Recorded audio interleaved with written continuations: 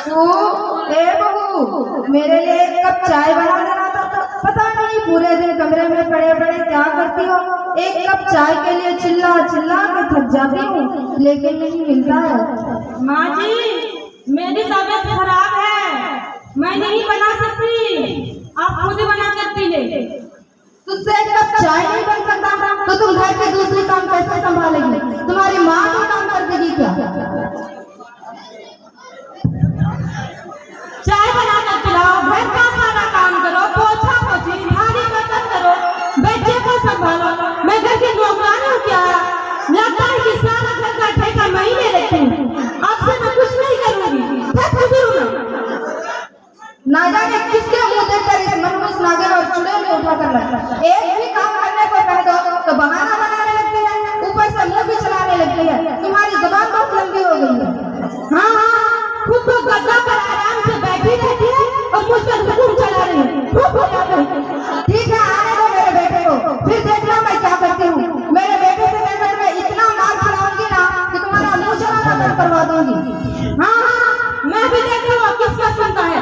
मैं उसे कहूँगी कि या तो इस घर में तुम्हारी माँ रहेगी या तो फिर मैं। अरे कल्लू जी, अगर मैं तुम्हारी तलाक नहीं दिलवा देना तो मेरा नाम भी बदल देना। डाइन कहीं के, एक तो मेरे बेटे के छाती पर नागिन बनकर बैठी हो और मुझे धमकी देती हो। हाँ सासू माँ जी, मैं भी देखती हूँ, अगर आपके बेटे को पागल न बना देना तो मैं भी अपने बाप की बेटी नहीं। एक बोतल पिलाबो तो नशा चढ़ाबो, दुई बोतल पिलाबो तो होश उड़ाबो, तीन बोतल पिलाबो एक बार चलाबो तो एक साल कराबो, दुई बार चलाबो तो दुई साल कराबो, तीन बार चलाबो तो छड़ा कराबो रे छड़ा कराबो।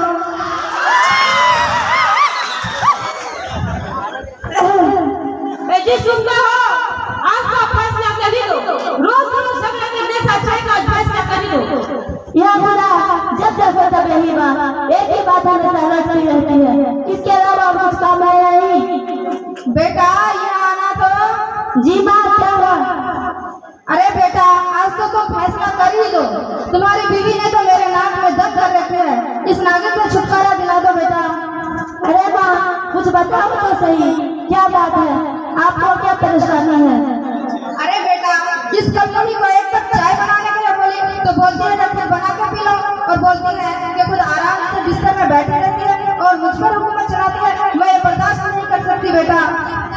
अरे उसकी इतनी साहस कैसे हुई कि वह मेरी माँ से झगड़ा करती है? मैं अभी देखता हूँ। जी सुनते हो, आपकी माँ कहती है कि मैं तुम्हारी तलाक कराना छोड़ूंगी, अब नहीं रह सकती मैं तुम्हारी माँ के साथ। अरे भगवान, आप तो पहले इस तरह नहीं थी, फिर क्या हो गया है? आप दोनों इस तरह क्यों लड़ती हो? एक तो मैं तुम्हारे बच्चे को संभालती हूँ, घर का सारा काम करती हूँ, उस पर क्या कहते हो कि मैं झगड़ा करती हूँ। अरे बेटा, आखिर मैं तुम्हारी माँ हूँ ना, इसलिए तुम मेरी सुनो। जब तुम छोटे थे तो तुम्हारे लिए मैंने ना जाने क्या क्या नहीं किया, कितने मुश्किलें झेले। तुम जब कपड़े में पेशाब कर देते थे तो रात में उठ उठ कर कपड़ा बदलती थी। तुम्हारे लिए मैंने खुशी खुशी सब कुछ निछावर कर दी। बेटा तुम मेरी सुनो और इस कलमोही को तलाक दे दो।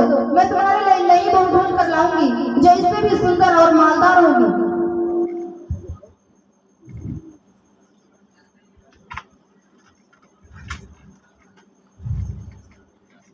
जी आप आपकी माँ की बात कर सुनो, मैं तो आपका कपड़ा धोती हूँ, आपके लिए खाना पकाती हूँ, आपके बच्चे का ख्याल रखती हूँ। ऐसा करो, आप अपनी माँ को हमसे अलग कर दो, हमसे ना आपकी माँ का एटीट्यूड बर्दाश्त नहीं हो रहा।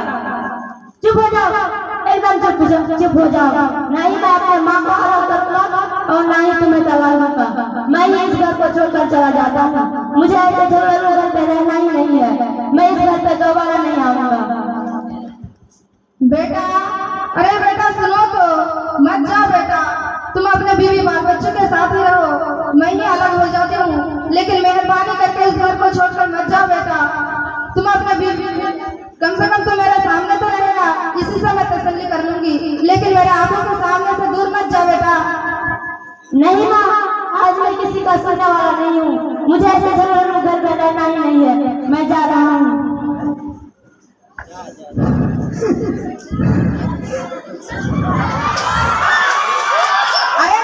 देख लेना नतीजा।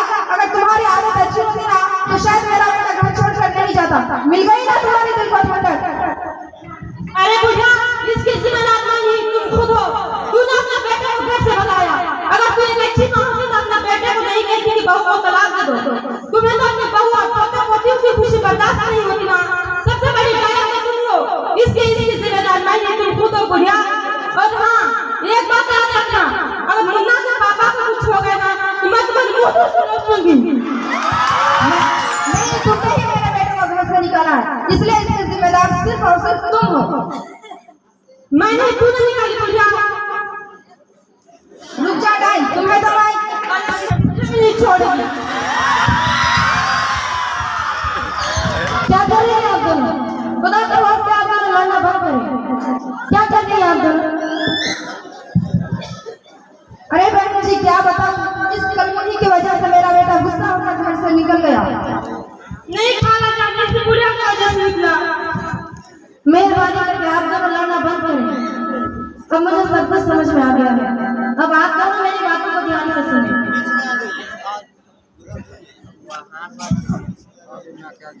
सबसे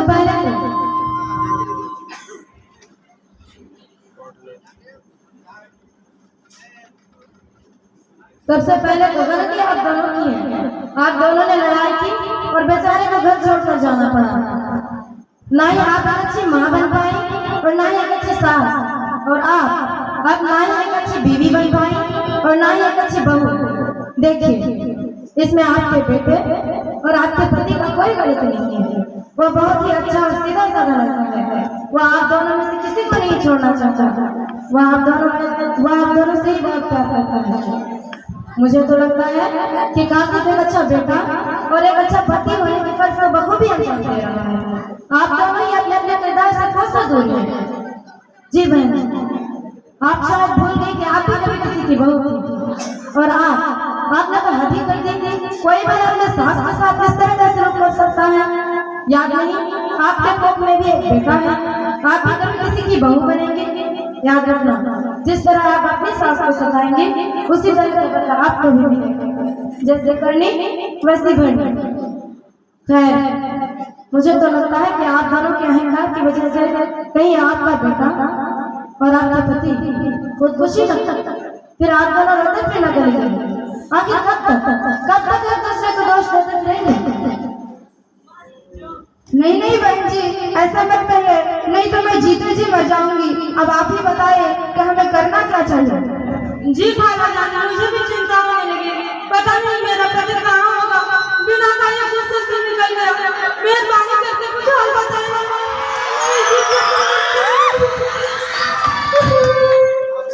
ठीक है, पहले आप दोनों अपनी अपनी गलतियों को कबूल करें, एक दूसरे से माफी मांगे और एक कसम खाएं कि आइंदा से कभी भी किसी भी बात पर झगड़ा ना हो और हमेशा प्यार और मोहब्बत और मिलजुल कर रहें।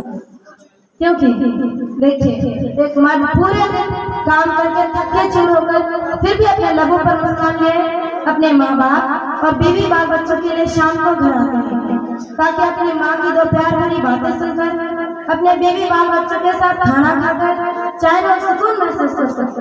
लेकिन आप दोनों ने तो उनका जीना ही हराम कर रखा है।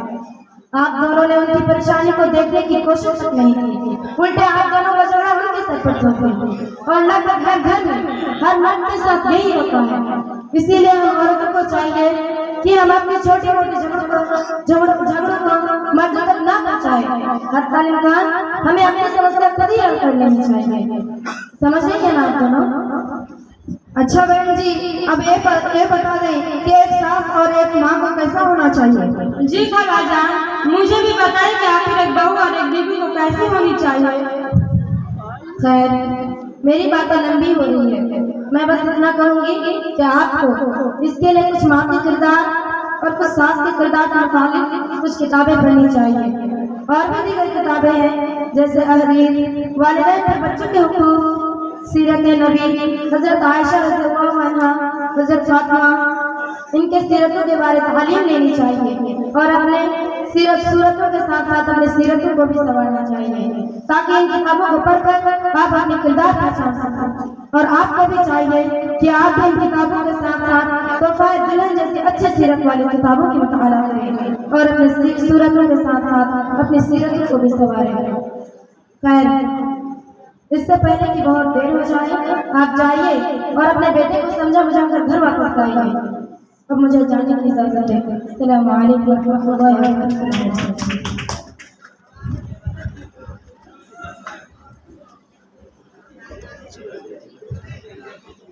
मुझे माफ कर दीजिए माँ जी, मैं ही गलती, मैं ही बहुत खाना में हो गई थी। अपने नहीं बेटे, गलती मेरी भी थी। मैंने भी तुम्हारी हर छोटी छोटी बात को अपने बेटे के सामने शिकायत कर दी और तुम्हें तलाक दिलवाने के लिए इतनी हद तक गिर गई कि आपने बेटे पर ही बांध चलवाई और जादू टोना की। इसलिए बेटी, मैं भी गुनहगार हूँ, मुझे माफ कर दो बेटी। नहीं माँ जी, आप मुझे इस तरह शर्मिंदा ना करें।